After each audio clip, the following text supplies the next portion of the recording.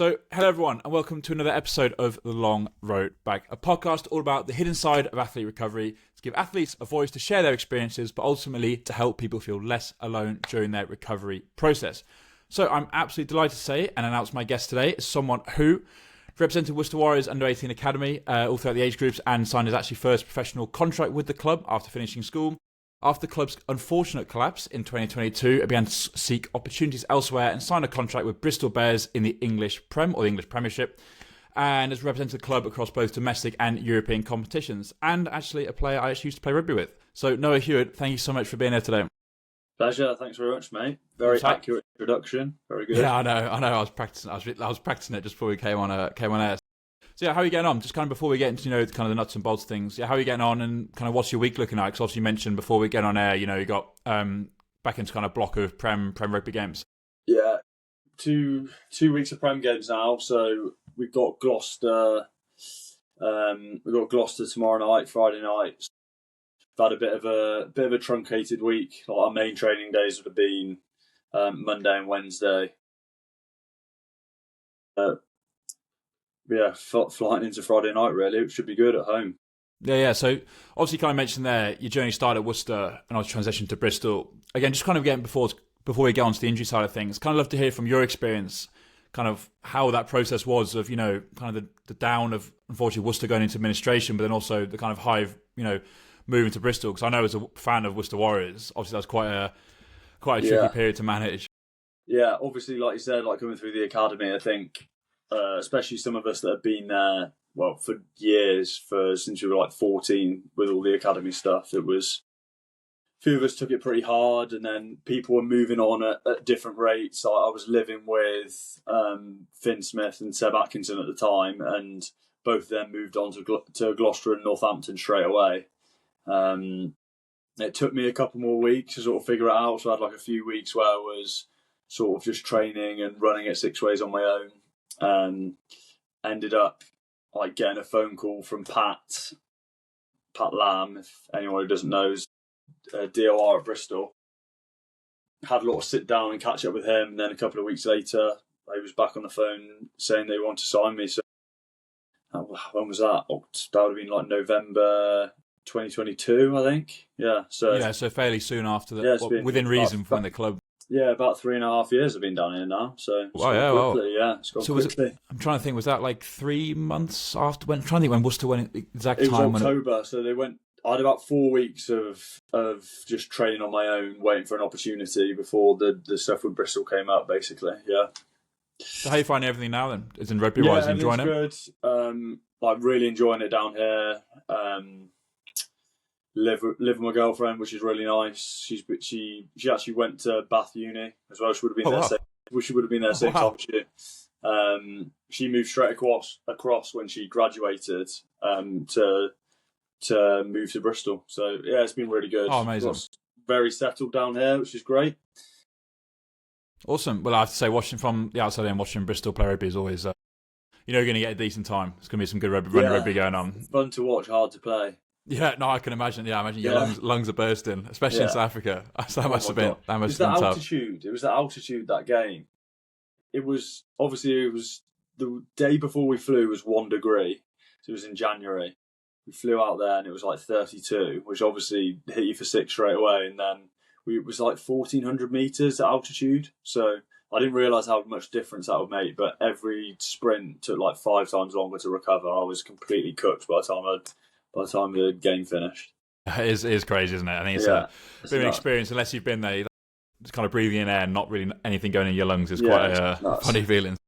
So look, as you know, so this kind of podcast, we like to kind of explore a kind of hidden side of injury. So I think what really, really helpful is kind of from your perspective, kind of through your eyes, kind of I'd love to know how you kind of perceive your relationship with injury, and then maybe kind of where it started, your kind of first taste of like injuries in rugby, and then kind of how that's transitioned across your career.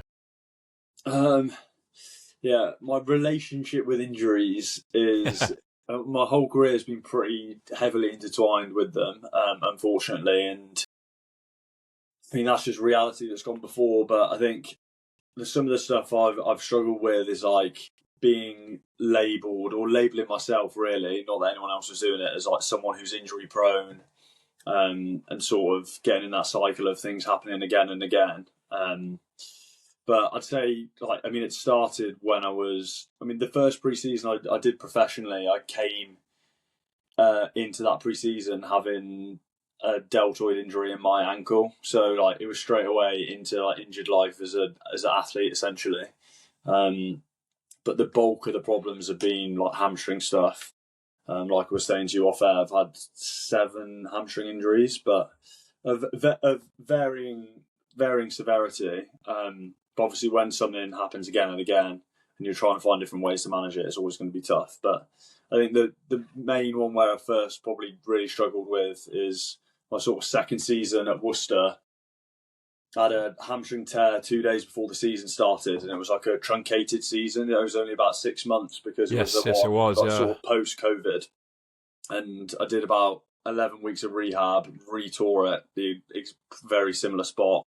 And then it was another 12 weeks. So it was like 24 weeks out injured, and I got back for the last 2 games of the season. But that was obviously really challenging to sort of, especially as I was a very young man at that point and hadn't had much experience of it. So that was probably the first real taste of it, I'd say, yeah. No, I think that there's a few things why I was really interested, I just kind of picked up on there. Just to start with, that kind of feeling, of being quite new to the squad and suffering with injuries. That must have been really hard to deal with, I imagine, in the sense that you really wanted to kind of prove yourself and be a part of that team, but then also struggling with injuries. So I'd love to kind of in that micro bit. How did that feel in that time? I think when I first started, like, I was almost like ignorance was bliss because I didn't really know what things were meant to be like. So I think the problem probably wasn't in the training side of things. It was more like integration into the group. Like, as you'll know, and I'm sure loads of people listening will know, like, rugby is a very social sport. And like, when you're injured, you're naturally like a bit disconnected from the group. So when you first start somewhere and you're injured, it's always going to be difficult to sort of integrate. I mean, as I've seen you speak about a lot, it can be really isolating. So I think that was probably that first experience, what that was like. And then obviously as you get older and you realise that to an extent injuries are an occupational hazard that happen to everyone. Yeah, you just learn how to cope in different ways that work for you, I think. Yeah, for sure. I think learning, exactly. And you're right that almost that learning what works for you might be different for other people. And I think that's definitely something we'll come on to. But I loved, you mentioned something about you kind of saw yourself as the person who got injured. And I know, as funny as you say that, I could feel my kind of heckles coming up, and I can relate to that. Yeah. I'd be really interested to hear from you kind of how that came about, and then how that kind of felt as it went through your injury career, and then how it felt to like see yourself as being injured. Because again, it's that idea that on the one hand, some people might go, it just shows your resilience, it shows how determined you are to come back from injury. And whilst that is absolutely true, when you're in the moment, it can be very hard to associate yourself with anything apart from the idea that, I'm always injured. Yeah, I think like the main time when I actually started, probably I had a problem with that label is sort of in the last 12 months when I've had more injuries that weren't hamstring injuries. Because I think with the hamstring stuff, you can accept, I've been pretty unfortunate with the hamstrings, like, it is what it is. And then I had an Achilles issue last summer into the start of the season, and then had like a small adductor injury. And it was just like, there's so many different things happening. I genuinely felt at that time that every time I went out on the pitch, like, something was going to go wrong, like something else was going to happen, no matter how much like physical preparation I did. Which I think probably led to me thinking, like, I'm not just being injury prone, but always going to be injury prone. Because I think, especially when you have a career in sport, like, a label like that is everything, because it has a massive impact on your next contract, and it has a massive impact on the longevity of your career if the perception of you is someone who is injury prone. But I think I sort of went through the process of breaking down the fact that if I'm going to label myself as injury prone, of course everyone else is going to. So it was sort of breaking that down sort of removing blame from myself in that sense, to just sort of accept what I've gone before and control what I can control in the future to stay fit for as long as I can, really. Sorry, that was a Yeah, bit of for a long sure. I mean, answer. no. Honestly, I think that's brilliant. I think it's so insightful. And I think that mental barrier of labeling yourself as injury prone, it must have been exhausting. Yeah, it was. Yeah, it definitely was, because like the first stuff that came up with my Achilles was I was rehabbing a hamstring injury. I was like doing the runs and my Achilles was sore, and I was like why? You were asking yourself like, why you? Picturing myself as Mario Balotelli with "Why Always Me" like under my shirt. But it's so frustrating, and it takes opportunities away from you that you want to do, and you can see what your peers doing, and it does eat you alive a bit. And I think, especially like when you get home, I would get home. I remember that period like really strongly in my mind. I would get home and just wouldn't be able to shake thinking about anything else but how like the pain was in my body and how I was feeling.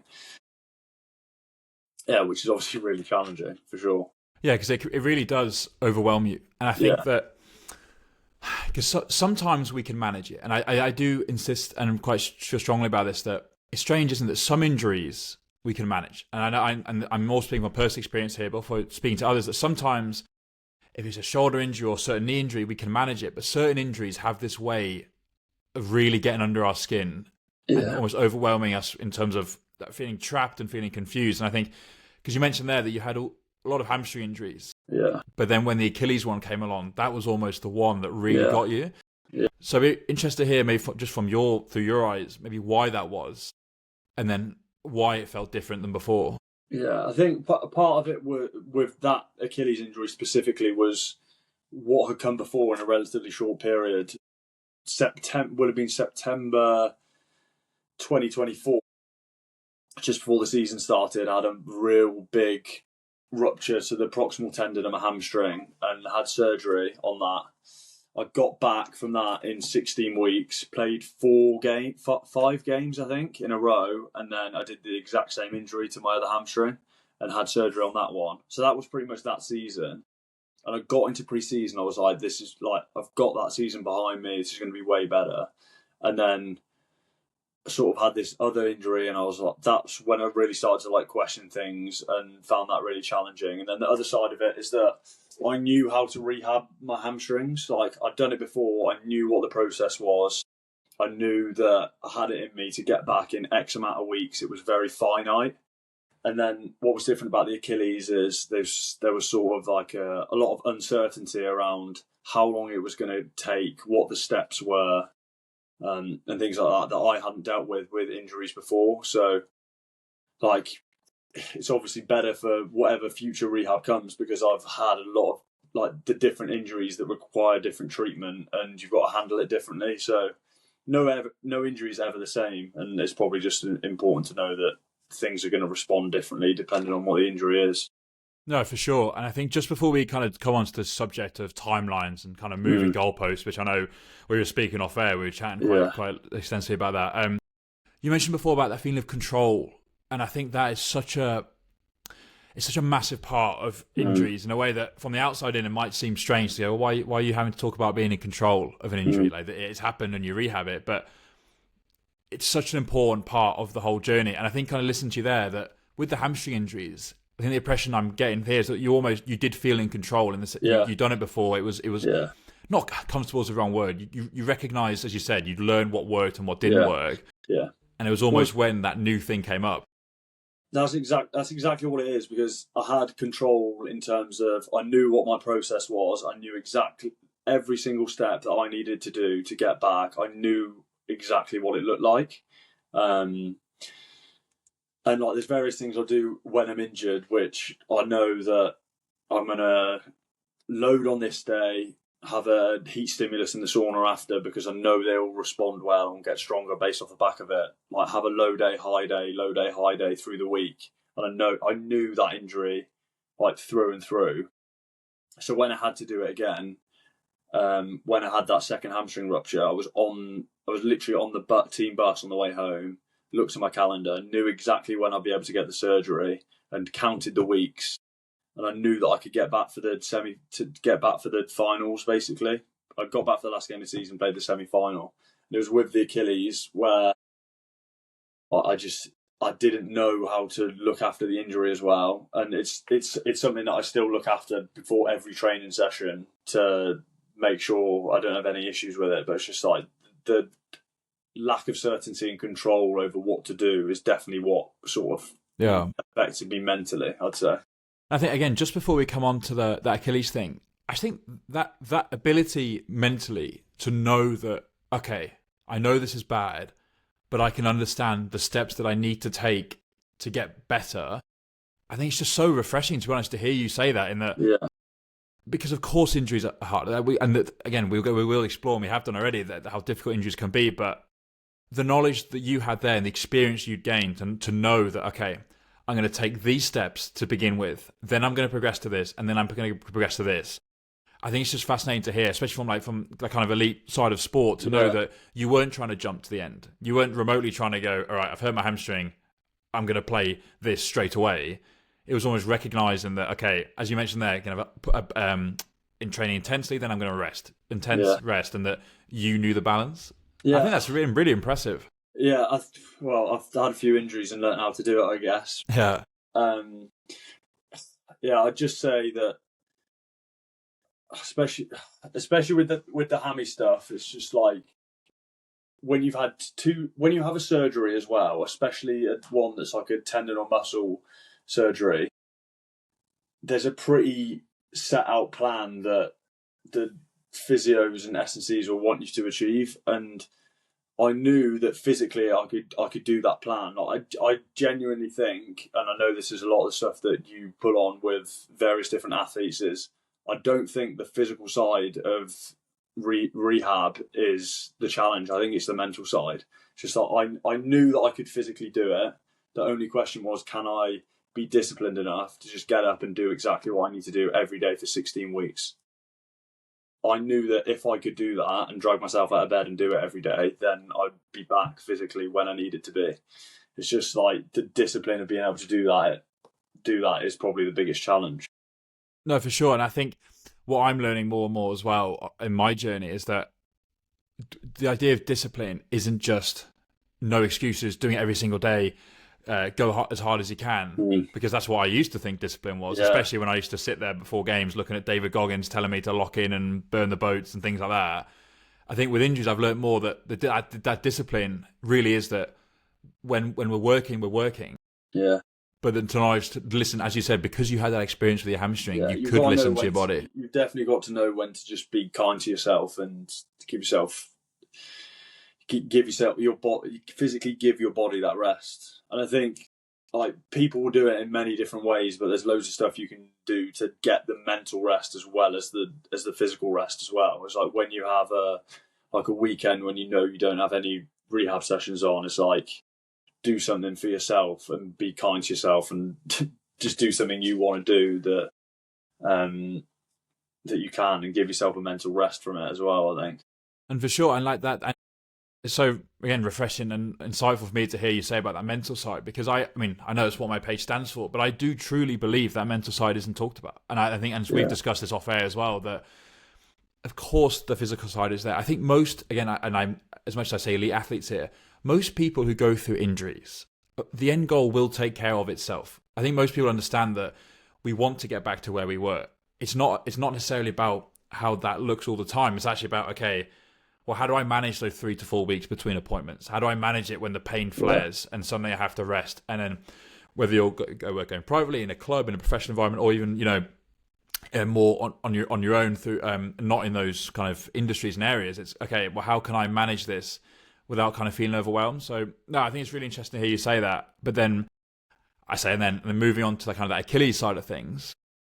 Now, I think hearing you talk so, comfortably and in control about your hamstring, then dealing with an Achilles tendon the nature of tendons. I'm no physio. Yeah. from my experience with tendons, they're very much a case of you loading them and almost just hoping they are going to respond. Yeah. That must have been incredibly difficult to deal with, particularly after the hamstring transition. Yeah, it was. I think, to be honest, the biggest thing with it is, like, I know we're going to go into talk about it anyway, but when I first had that problem with my Achilles, I had a scan on it, and I'd sort of just realised that how anxious I was about like waiting for that scan result was like not really like healthy or like in control, and that's when I sort of realised that I probably needed some sort of support to manage that side of the rehab process as well as the physical side, because I've got everything that I could possibly need at Bristol to look after the physical side. So it's just like realising that there's another side of it to look after as well. And yeah, you're right. It was just like load it. See when it starts. And then that's the process you go through with your physio is when's the pain worse? When's the pain better? Like, because a lot of the time I'd give the tendon loads of load and straight afterwards, and the next day it would actually feel better. And then it would be the day that I haven't given it load afterwards. That's when it would be really sore. And I'm sure people listening think, oh, that doesn't make sense. Like, you've got an injury, it should hurt while you're doing it or straight after. And it was like quite the opposite. And it takes a little bit of time to figure out, exactly how your body's responding to it, really.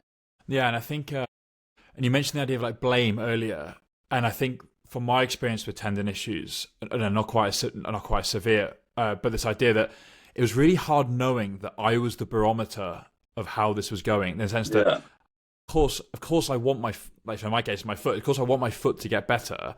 Yeah. But I found it so hard knowing that I'd wake up in the morning and it's this mental preparation. It's like, okay, I have to decide how much pain this. I have to be the one to judge, because there was no quantifiable way of judging. Yeah, that's a really good observation, because again, it was like the first time that if you assess a load of objective markers, then I'd present really well. And it was only like the rehab becomes led by the athlete, because you have to trust that the athlete knows when the pain's too much, when it's probably not enough and needs a bit more stimulus, and when it's right in that Goldilocks window. And you have to be so honest and disciplined with yourself to not just be like, oh, tell the physio, like, you want to play in a game in 3 or 4 weeks' time, like, tell the physio it feels better and they'll let you do this and that, and then you'll be back fit. But you've just got to have the conversation, that internal thought, those little voices in your head need to figure out that you need to just be honest, and that's the only way that you're really going to like heal and get better. Yeah, it really is strange from the outside in. I can imagine this idea that you go, oh well, again, like, but surely you'd love to be in control. We mention control all the time about being in control of the injury, but this is it's different in the sense that you're almost not in control. You seem to be in control, but you're actually the opposite. It's that the sense of control, I think the benefits to the athletes is knowing, okay, acceptance, this is going on, we'll take the small steps, and then you build trust back in the body. Yeah. So that when, with tendons, from my experience, but obviously more so from your experience, severity-wise, that you can't build that trust, because you try, as you mentioned earlier, you do a few things, and then the next day it suddenly goes again, and it's such a hard thing to explain. Yeah. And just kind of building from that, we chatted a little bit off air, and you mentioned there the idea that you kind of... this idea of external help and helping with your injury. Yeah.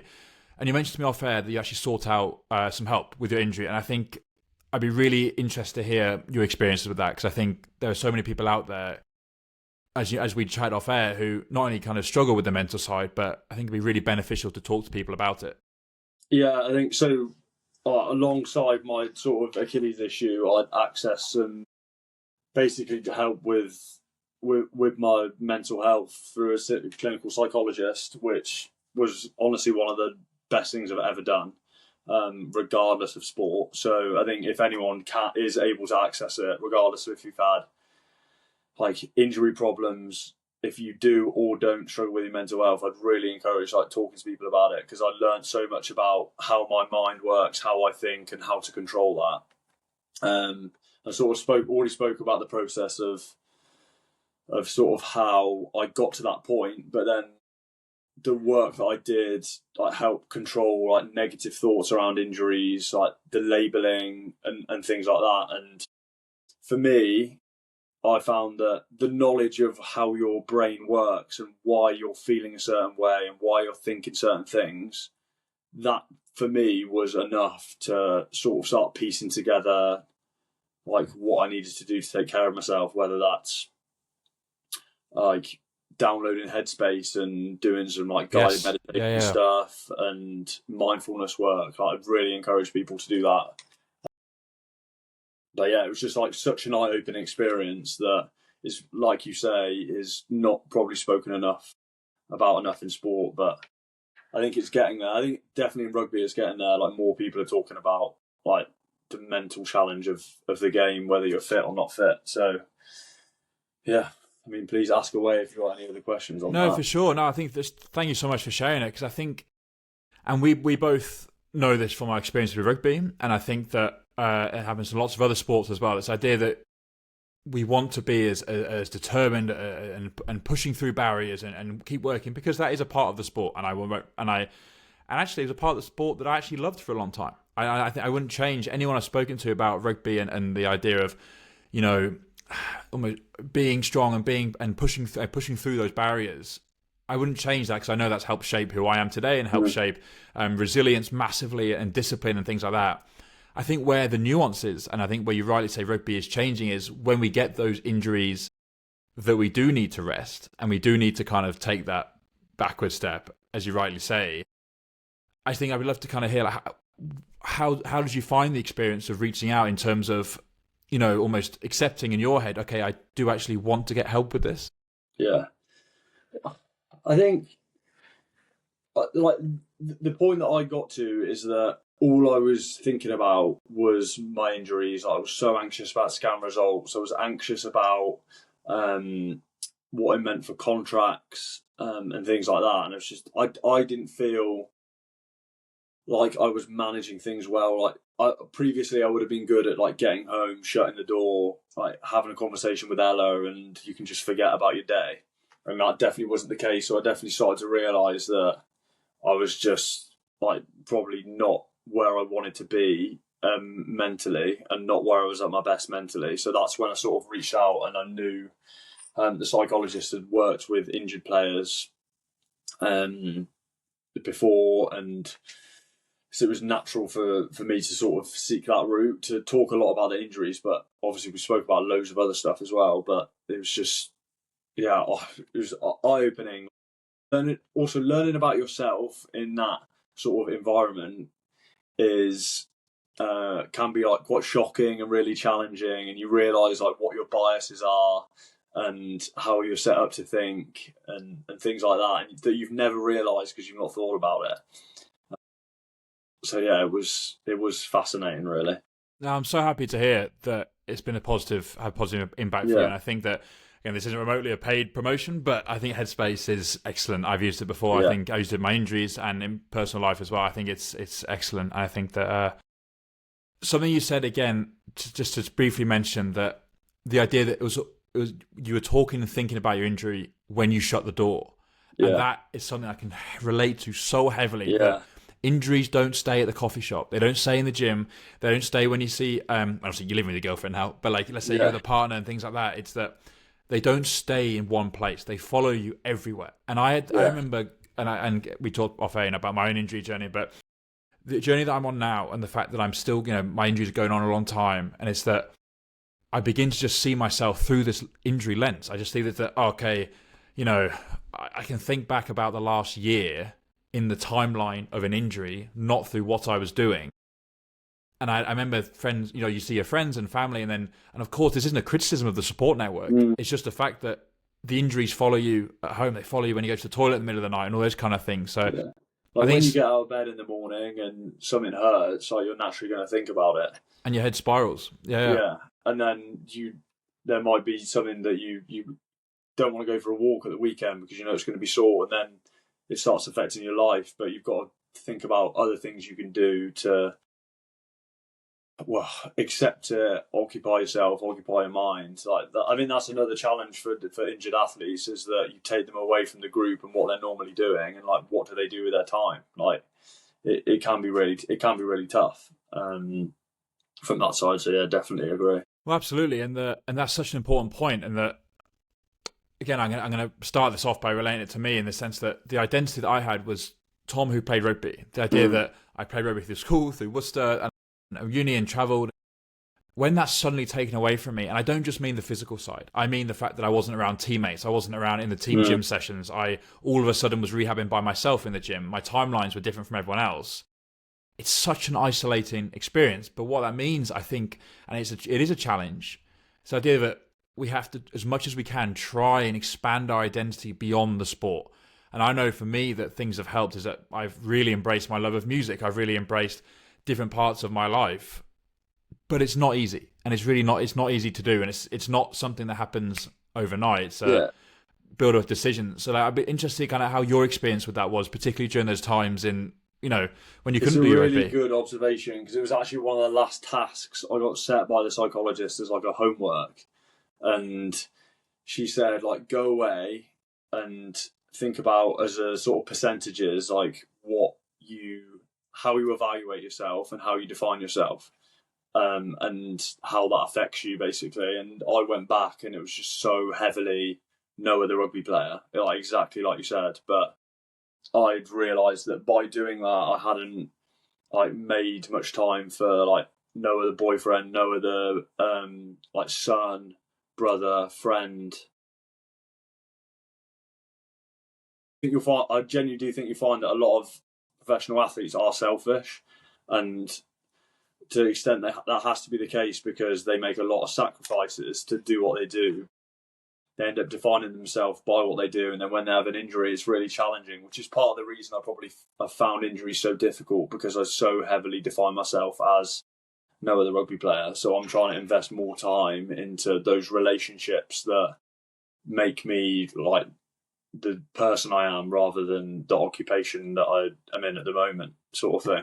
No, I love that. I love that so massively. And it's such it's because that selfishness, again, and you're quite right to mention that the sacrifices professional athletes make, and even at the top end or even, lower down we go, and even some recreationally, it's massive. And it really is massive. And again, looking down towards the more recreational side, that how much we love our sport, and you're right, it becomes such a massive part of who I am. I know all my friends came from rugby, all my load of my experience. It's why I went to Australia. It's why I went to Bath Uni in the first place. And it's like so many experiences are determined by your sport.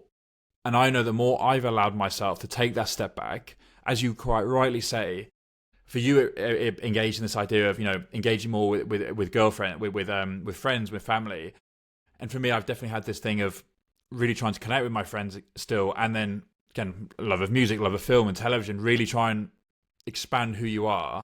Yeah. And I think it's just so interesting for me to hear that from you. I think that's just that side of things. One of the observations that Ella made about that sort of situation I was in at the time is that when we would have been playing together when we were 18, rugby was a hobby. Yes. Like what my sort of job was school and like doing my exams, and then you transition into your hobby becomes your job. And rugby as a hobby probably never got replaced. There's still probably that room that I need to sort of occupy in my life where you can switch off so that you're not consumed by like job and hobby being the same thing, and it can become like all consuming and overwhelming, I think. So I think like it's another balance to be drawn. I think people getting out and doing sport as a hobby, especially if they're sat at a desk all day, is like the best thing ever. It's just maintaining that balance just keeps you in check, I think, massively. For sure. And I think just as we kind of come into the end here, I'd love to pick up on your experiences, as you just mentioned there, about that transition from rugby as a hobby to going professionally. And I think because a lot of my listeners, I'm very happy to say, are these kind of young athletes aspiring to be professional rugby players, hockey players, netball players. A big part of sport and a big talking point at the moment, as you rightly mentioned, is this idea, well, what happens when that sport is taken away from you? Particularly for those athletes who are good enough to make it at the top level and then to be robbed from injury.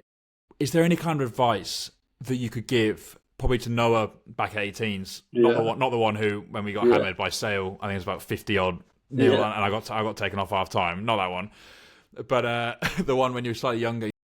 Any advice you could give in terms of that transition from hobby to professionalism, and then how to occupy that space in the room, as you mentioned?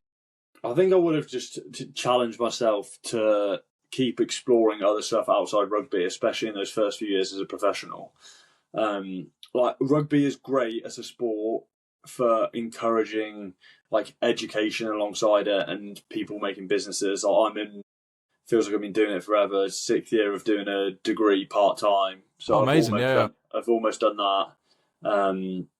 I've started doing financial advice exams to sort of be ready for what comes next. And I think I'm really fortunate because my parents always encouraged me to like focus on all my schoolwork and things first. And it probably never really felt that serious to me as an option until I was like 18 in that last year in the academy to like be a professional.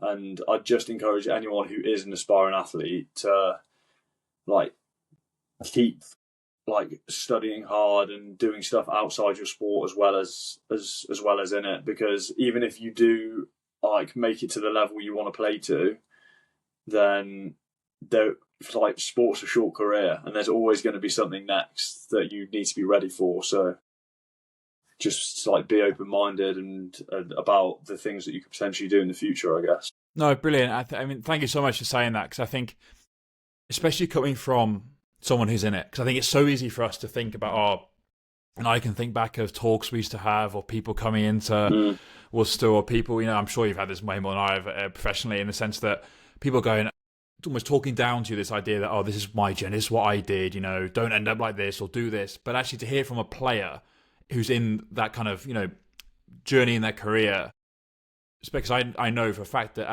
when I'm thinking back to when I was 16, 17, 18, hearing that advice from someone I could relate to would be massive. So I think, thank you so much for that.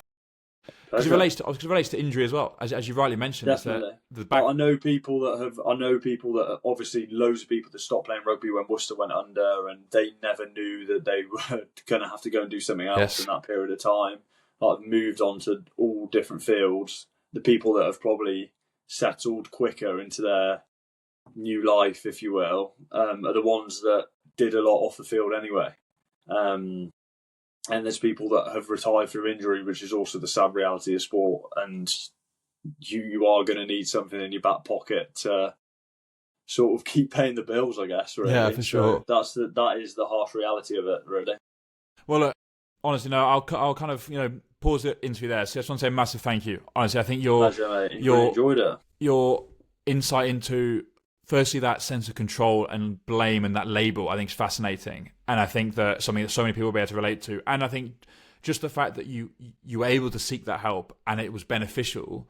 Yeah. And you're so happy and you seem so positive talking about it. Yeah, it's brilliant. Yeah. No, I've really enjoyed it. It's like good to have a conversation about. I think, honestly, the more people that I could, like, I'm not very good at social media stuff, but the more like people you can push in the direction of like seeking mental health support, the better, honestly, regardless of sport or otherwise. So awesome. If you need any like help with stuff on here, if I can be of any assistance, I'd definitely just let me know, because amazing. It's a great message. It's a great message. Awesome. Well, thank you so much. Honestly, well, I'll do. Thanks everyone.